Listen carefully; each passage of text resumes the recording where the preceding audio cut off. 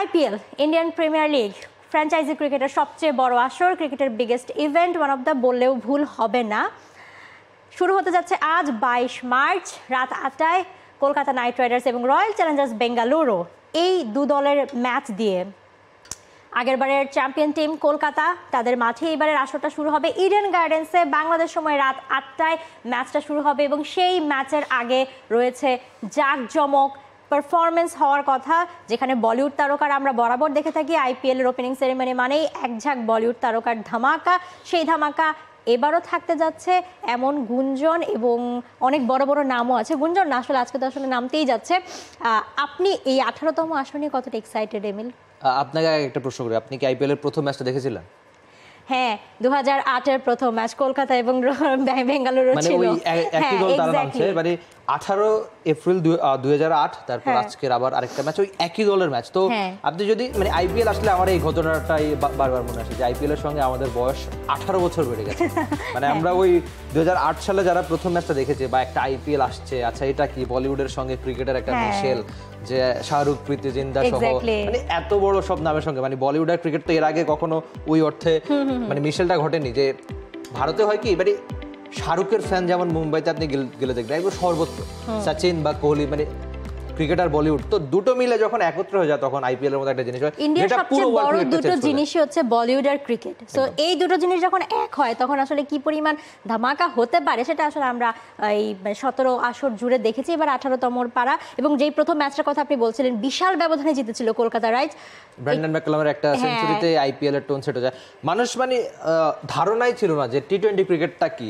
In fact আমার of the record বা কোনো এক সাংবাদিকের মুখ থেকে শোনা, ভারতীয় সাংবাদিক, যে রাহুল দ্রাবিড় বলেছিল যে এটা কি ধরনের ক্রিকেট, তোমরা এই ক্রিকেটটা কাভার করতে এসেছো বা তোমরা এই ক্রিকেটটা দেখছো, যে আমি আমার ছেলেকে স্কুলে দিয়ে এসে এনে আবার দেখা যায় ক্রিকেটটা খেলতেন। তো রাহুল দ্রাবিড় আসলে এমন বেশি ক্রিকেটটা ওন করতেন, তারা তো ওই 50 ওভারের ম্যাচ বা টেস্ট ক্রিকেটটা অনেক বেশি খেলতেন, যেখানে লম্বা সময় মানে সারাদিনের একটা ব্যাপার। তো টি-20 ক্রিকেটটা হয়তো আপনি আপনার ছেলেকে স্কুলে দিয়ে গেলেন বা এনে আবার ওই খেলাটা খেলতে গেলেন, মানে এমন একটা অবস্থা।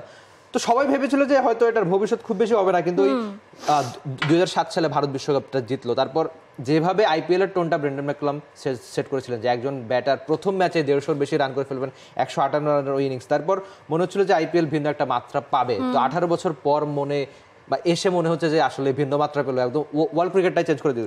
তবে আজকের ম্যাচটা নিয়ে আমরা একটু আলোচনা করি। আপনি বলছিলেন যে আজকে অনেক কিছু আয়োজন, কলকাতার ম্যাচ মানে তো ইডেন, শাহরুখ খানের আসাটা খুব স্বাভাবিক। তো উদ্বোধনী অনুষ্ঠান যদি হয়ে থাকে সেখানে তো তিনি পারফর্ম করবেন, আর শাহরুখের পারফর্ম করা মানে তো একটু বাড়তি কিছুই। শাহরুখ খান কি পারফর্ম করবেন, মানে তিনি তো আসলে দলের ওনার, সেই হিসেবে কি পারফর্মটা করবেন কিনা আমি জানি না। করবেন, শাহরুখ খান পারফর্ম করবেন, মানে আমরা শুনেছি সালমান খানের পারফর্ম করার কথা রয়েছে। এছাড়া শ্রদ্ধা কাপুর, বরুণ ধাওয়ান, দিশা পাটানি, শ্রেয়া ঘোষাল এবং অরিজিৎ সিং, এই সিঙ্গাররাও থাকছেন। সো বলিউডের নায়ক নায়িকা থেকে শুরু করে সিঙ্গার অনেকেই আমরা আসলে দেখতে পাবো আজকের উদ্বোধনী অনুষ্ঠানে, যদি না বৃষ্টি বাগড়া দেয়, এই একটা সম্ভাবনা আসলে রয়েছে। আমরা গতকালও দেখেছি ইডেনে বৃষ্টি হয়েছে এবং দু দলের কেউ গতকাল শুক্রবার যে লাস্ট প্র্যাকটিসটা ছিল সেই প্র্যাকটিসটাও করতে পারেননি। না, পারফর্ম করাটাকে আপনি খারাপ অর্থে বলছেন কিনা, তবে শাহরুখ খান এই ব্যাপারটা খুব ওন করে। একবার হয়েছিল শাহরুখ খানের মুভির জন্য টাকা নাই, তো শাহরুখ খান কি করলেন যে ভাই আশেপাশে কার বিয়ে, কি পারফর্ম করা যায়, দাও আমি একটু নেচে টেচে একটু টাকা আনি, যে মানে ওই টাকাটা আবার মুভিতে তিনি ইনভেস্ট করবেন। তো তার লাইফে আসলে কাজকে ছোট করে দেখা, এই জন্য মানে বলিউডের সবচেয়ে বড় স্টার তিনি হয়েছেন, এটা একটা শিক্ষণীয় বটে। তবে আমরা আজকের ম্যাচের সম্ভাব্য একাদশটা একটু দেখে নিতে যাই, তাহলে আমরা দল নিয়ে আলোচনা করতে অনেক বেশি সুবিধা হবে। বিশেষ করে সম্ভাব্য একাদশ কলকাতার, আমার মনে হচ্ছে ওপেনিংয়ে সুনীল নারায়ণ, কোয়েন্টিন ডিকক, তারপর তিনি আজিঙ্কা রাহানের, রাঘুবংশীকে খেলায় কিনা দলটা সেটা দেখতে হবে। ভেঙ্কটেশ আইয়ারের দিকে একটা বাড়তি নজর থাকতে পারে, এত বেশি টাকা তার প্রতি কলকাতা ইনভেস্ট করেছে। তারপর রিঙ্কু সিং, আন্দ্রে রাসেল, রামনদীপ সিং, তিনজন মানে খুব দ্রুত যারা ক্যামিও ইনিংসটা খেলতে পারেন, যাদের ব্যাটে খুব দ্রুত রান সে আশাপ্তি করতে পারেন। হর্ষিত রানা, ভারুণ চক্রবর্তী, বিশেষ করে ভারুণ চক্রবর্তী সবশেষ চ্যাম্পিয়ন্স ট্রফিতে যেভাবে খেলেছেন বাড়তি আশা করতেই পারেন। তারপর স্পেন্সার জনসন বা আনরিক নরকিয়া, আমার মনে হচ্ছে আনরিক নরকিয়াকে খেলাবে তারা, যেহেতু এক্সপিরিয়েন্স ক্যাম্পেইনার। এরপর সবশেষ নাম বৈভব আরোরা। হ্যাঁ, সুনীল নারায়ণকে আমরা আসলে গতবার দেখেছি তিনি ওপেনিংয়ে অনেক প্রশ্ন হচ্ছিল যে সুনীল নারায়ণকে ওপেনিংয়ে কেন খেলানো হচ্ছে, ফার্স্ট দিকে ক্লিক করতে পারেনি, বাট এরপর সুনীল নারায়ণ কিন্তু সেই প্রশ্নের জবাবটা দারুণভাবে দিয়ে দিয়েছেন যে ওপেনিংয়ে সুনীল নারায়ণকে রাখাটা কতটা যৌক্তিক ছিল কলকাতার জন্য। আমরা যদি আসলে বেঙ্গালুরুর প্রবাবল 11টা আসলে দেখি কেমন হতে পারে, যেখানে প্রথম রাউন্ডটা দেখা যাচ্ছে ফিল সল্টের, আমরা তাকে কলকাতার জার্সিতে দেখেছিলাম, এবার তাকে আমরা বেঙ্গালুরুর জার্সিতে তাই করেছিলেন এক্স্যাক্টলি। সো সেই ফিল সল্টকে এবার বেঙ্গালুরু একাদশে দেখা যেতে পারে। সেই সাথে বিরাট কোহলি যখন বেঙ্গালুরু যখন আসলে ইডেন গার্ডেন্সে এলো প্র্যাকটিস করতে, আমার মনে হয় বেঙ্গালুরু থেকে শুরু করে পুরো আইপিএল এর সবকিছু মানে পুরো অরাটা ছিল বিরাট কোহলির উপর, যে Virat Kohli is in Eden Gardens, মানে আলাদা রকম, মানে ইডেন গার্ডেন্সের মাটি তার পায়ে মানে ছোঁয়ালো, মানে অন্যরকম একটা আভা তৈরি হয়ে গেছে। Virat Kohli is Virat Kohli, he is another thing. So একদম, সো বিরাট এবং আইপিএল, বেঙ্গালুরু কখনো আইপিএল না জিততে পারা, সবকিছু মিলে একটা বিরাট কোহলির প্রতি একটা আলাদা একটা ব্যাপার থাকে যে অ্যাজ আ প্লেয়ার তো তিনি অ্যাজ আ প্লেয়ার একদম মানে প্লেয়ার হিসেবে তো তিনি এত বড় স্থানে মানে আন্তর্জাতিক ক্রিকেটে এমন কিছু নাই যেটা তিনি জিতেন, খুব সম্ভবত সবকিছু জিতেছেন 2011 ওয়ানডে বিশ্বকাপটা ধরলে।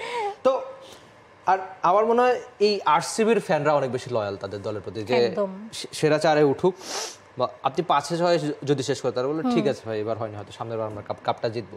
এই ফ্যানদের জন্য আমার মনে হয় বিরাট কোহলি কিছু একটা করতে চান, মানে নিজের জন্য না হলেও একজন ক্রিকেটার আর কি জিততে চায়, প্রতিবারই মনে হয় অন্তত ফ্যানদের জন্য, যে লয়াল একটা ফ্যান বেস তারা পেয়েছে তাদের জন্য কিছু একটা করা দরকার। তবে এরপরের নামগুলো দেবদূত পাদুকাল, রজত পাতিদার এবার নতুন ক্যাপ্টেন কেমন করে, তিনি লিয়াম লিভিংস্টোনকে খেলাবে খুব সম্ভবত দলটা, জিতেশ শর্মা, টিম ডেভিড কিন্তু আমাদের মিরপুর এসে একেবারে ব্যর্থ হয়েছে, তবে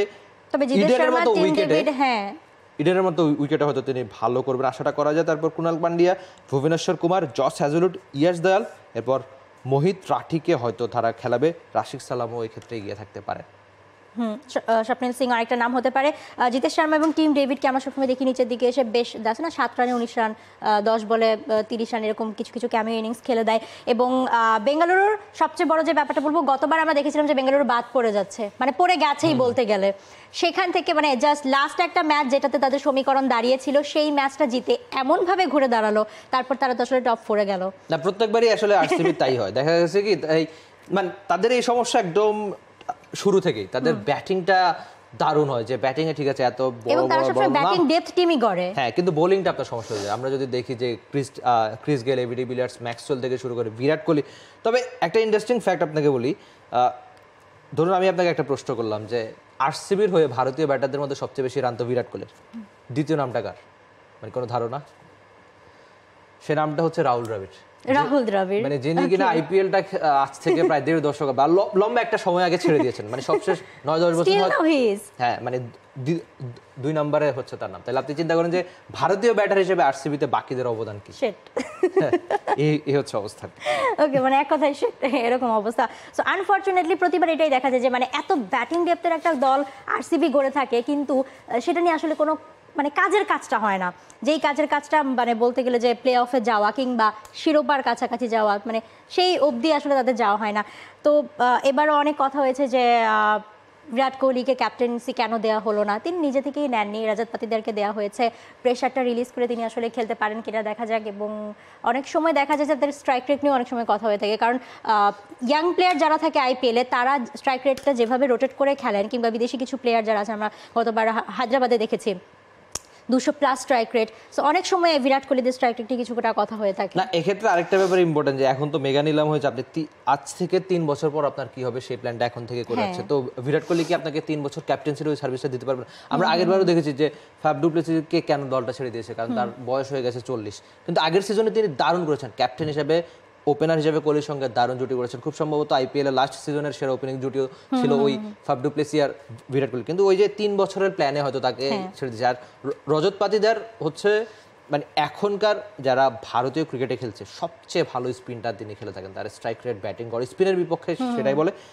ইনফ্যাক্ট আরসিবির সেরা স্পিনটা হয়তো তিনি খেলেন আমার মনে হচ্ছে, সেজন্য তাকে ক্যাপ্টেন হিসেবে দেওয়া হয়েছে। এখন দেখা যাক ক্যাপ্টেন্সির ওই রোলটা তিনি কিভাবে করেন।